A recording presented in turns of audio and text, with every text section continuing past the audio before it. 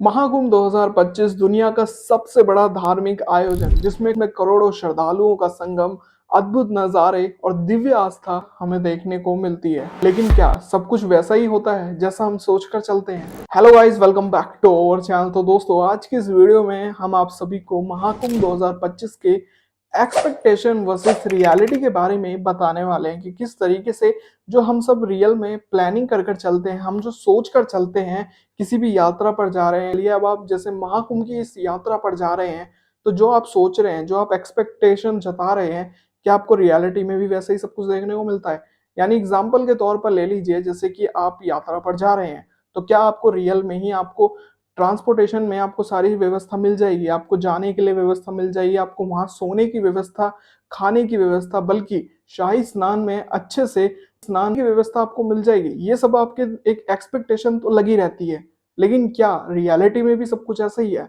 नहीं, रियलिटी इसकी अलग ही विपरीत है और वो अलग ही है। चलिए आज की इस वीडियो में आपको बताते हैं कि रियल में महाकुंभ 2025 में जो ज़्यादातर जनता एक्सपेक्टेशन कर कर चल रही है कि हम आराम से दर्शन कर लेंगे, आराम से शाही स्नान कर लेंगे, वहाँ हमें रहने बैठने की व्यवस्था मिल जाएगी, वहाँ हमें खाने की सुविधाएँ हमें मिल जाएगी, बल्कि कई ऐसी सुविधाएँ जो है कि वो हमें मिल जाएँगी। नहीं, ऐसा नहीं है कि रियलिटी में इस यात्रा में भी मुश्किलें हमें देखने को मिलती है और वो किस तरीके से आज की इस वीडियो में आपको बताने की कोशिश करेंगे। तो चलिए शुरू करते हैं आज की ये वीडियो।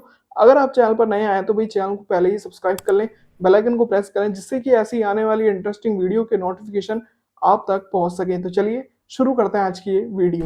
जब आप महाकुंभ 2025 की यात्रा पर जब आप जाते हैं, सबसे बड़ा सवाल ये उठ जाता है कि आप वहां तक कैसे जाएं। वहां तक जाने के लिए ट्रांसपोर्टेशन का इस्तेमाल करते हैं, ट्रांसपोर्टेशन सुविधाओं का इस्तेमाल करके ही आप जो है महाकुंभ 2025 तक जा पाते हैं। तो किस तरीके से आप सभी जो है एक्सपेक्टेशन जताते हैं। अब आप सभी को लग रहा होगा कि ट्रेन, बस या कार से आराम से महाकुंभ प्रयागराज पहुंचा जा सकता है, लेकिन ये सिर्फ आपका एक एक्सपेक्टेशन ही तो है, लेकिन रियलिटी में इसका सब कुछ उल्टा है। लेकिन दोस्तों, सच्चाई ये है कि महाकुंभ के दौरान रेलवे स्टेशन, बस स्टैंड और सड़कें श्रद्धालुओं से खचाखच भरी होती है और कई बार कई घंटों तक सफर में फंसे रहना पड़ता है। और साथ ही इस शाही स्नान के चलते कई लोगों के संग हादसे भी हो चुके हैं, जो कि हमें देखने को भी मिल रहे हैं और साथ ही सुनने को भी मिल रहे हैं। अगर हम बात कर ही रहे हैं ट्रांसपोर्टेशन की, कि लोग आराम से अपने वाहनों में, ट्रेन से या फिर बसों से ट्रैवल कर सकते हैं और महाकुंभ जा सकते हैं, लेकिन नहीं, रियलिटी में कई बार ऐसा नहीं हो रहा है। अब ज़्यादातर मानकर चलिए, अब ज़्यादातर सभी सभी श्रद्धालुओं के मनो दिमाग में ये चीज़ चल गई है कि सभी को जो है, अब जब ये महाकुंभ 144 साल बाद आया है, अब सभी के दिमाग में ये चीज़ है कि भाई अब तो तीसरी पीढ़ी जाकर ही जो है महाकुंभ में स्नान कर पाएगी, तो क्या हम लोग नहीं जा पाएंगे? हम लोग जा सकते हैं, तो हम महाकुंभ स्नान करने जाएंगे। अब इस कारण सभी जो है महाकुंभ के लिए निकल पड़े हैं। अब इसमें क्या गलतियां हो रही है, अब यहाँ पर हर एक घर घर से महाकुंभ के लिए जा रहे हैं, तो इससे क्या है कि करोड़ों श्रद्धालु एक जगह पर आ गए हैं।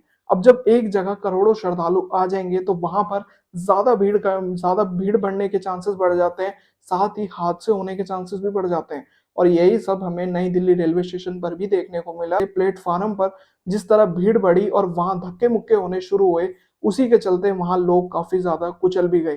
तो ये जो पूरा सीन था वहां पर किस कारण हुआ? महाकुंभ में स्नान करने के कारण। कि सभी श्रद्धालुओं का तो ये कहना था कि हमको तो भाई स्नान करने जाना था, हम तो महाकुंभ में स्नान कर कर आएंगे, कैसे ना कैसे कर कर।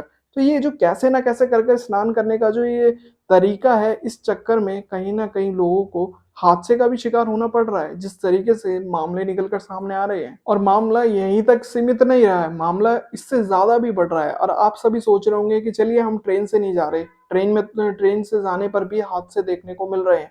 और यही नहीं है, भीड़ का सामना यहाँ पर लोगों को रोड पर भी देखने को मिल रहा है। कि अगर आप सभी के मनो दिमाग में ये है कि हम तो भाई ट्रेन या बस से ना जाकर हम अपने वाहन से चले जाएंगे, वो हमारे लिए सबसे ज्यादा सूटेबल रहेगा, लेकिन यहाँ पर भीड़ का सामना तब भी देखने को मिल रहा है कि आपके जैसे कई ऐसे श्रद्धालु हैं जो कि ये सोचते हैं कि हम अपने वाहन से चले जाएंगे तो हमें भीड़ का सामना नहीं देखने को मिलेगा। नहीं, ऐसा नहीं है। अगर आप देखें तो पूरा यूपी का जो पूरा एरिया है, प्रयागराज तक पूरा एरिया जाम से भरा पड़ा है, और जाम से इतना कि यहाँ लोग टस से मस नहीं हो पा रही, एक भी गाड़ियां आगे नहीं बढ़ पा रही थी जाम से।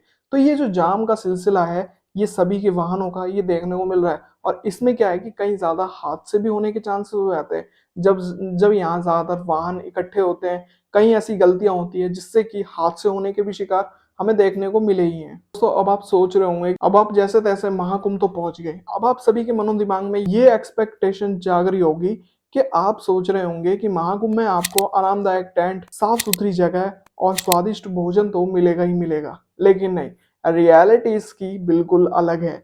लेकिन असलियत में टेंट पहले से ही जो है वो बुक हो जाते हैं और आम श्रद्धालुओं को जगह ढूँढने में काफ़ी ज़्यादा मशक्कत करनी पड़ती है। फ्री भंडारे ज़रूर होते हैं, लेकिन लंबी लाइन और भीड़ आपकी परीक्षा भी ले सकती है। तो ये सब जो सामना है, ये आपको महाकुंभ में देखने को मिलता है। तो कुछ इस तरीके से भीड़-भाड़ का सामना आपको जो है महाकुंभ में रियलिटी में देखने को मिलता ही है। और मिला होगा, ऐसा नहीं है कि आप सभी को नहीं मिला होगा, मिला भी होगा। अब आप सभी सोच रहे होंगे कि संगम पर जाएँगे, शांति से स्नान करेंगे और आध्यात्मिकता को अनुभव करेंगे। लेकिन असलियत में करोड़ों लोग एक साथ स्नान करने आते हैं, तो कई बार इतनी भीड़ हो जाती है कि स्नान करना किसी एडवेंचर से कम नहीं होता है।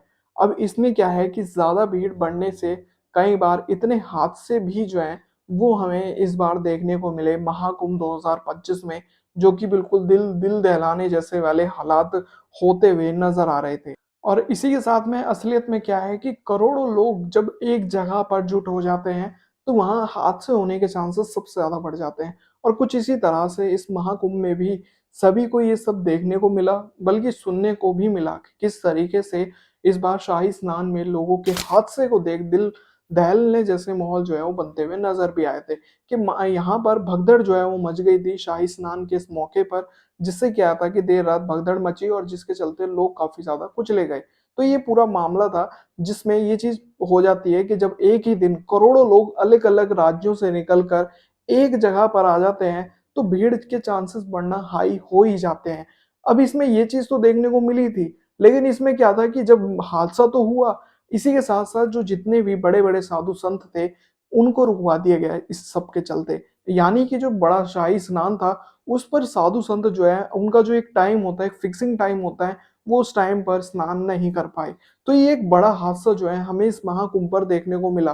किस वजह से? कि ज़्यादा भीड़ बढ़ने के कारण। सभी लोग ये चीज़ सोचते हैं कि हम आराम से शाही स्नान पर जाएँगे, तो हम शाही स्नान भी कर लेंगे, साथ ही हम आराम से स्नान कर कर भी अपनी यात्रा पूर्ण कर लेंगे। लेकिन ऐसा नहीं है, सभी के मनो-दिमाग में ये सब चलता है कि हम भी जो है शाही स्नान पर जाएँगे। और जब ये सभी चीज़ एक एक तरीके से करोड़ों लोग जब ये ऐसी चीज़ें सोचेंगे, तो एक जगह पर करोड़ों लोगों का इकट्ठा होना तो तय है। तो यही सब जो है हमें भीड़ के चांसेस ज़्यादातर शाही स्नान पर भी देखने को मिले। अब सभी यहाँ पर ये चीज़ सोचते हैं कि महाकुंभ में जाकर साधु संतों के प्रवचन सुनेंगे, आत्मिक शांति मिलेगी और एक अलग ही माहौल जो है वो बनता हुआ नज़र आएगा। क्या आपके इसी एक्सपेक्टेशन से क्या रियलिटी बिल्कुल मेल खाती है? ऐसा नहीं है। लेकिन हकीकत तो यह है कि आध्यात्मिक अनुभव ज़रूर मिलता है, लेकिन भीड़, शोर और सेल्फी कल्चर आपका ध्यान भटका सकता है। तो दोस्तों, इन बातों से यही चीज़ क्लियर होती है कि अगर आप महाकुंभ की इस यात्रा पर जा रहे हैं, तो एक्सपेक्टेशन पर ही मत जाएँ।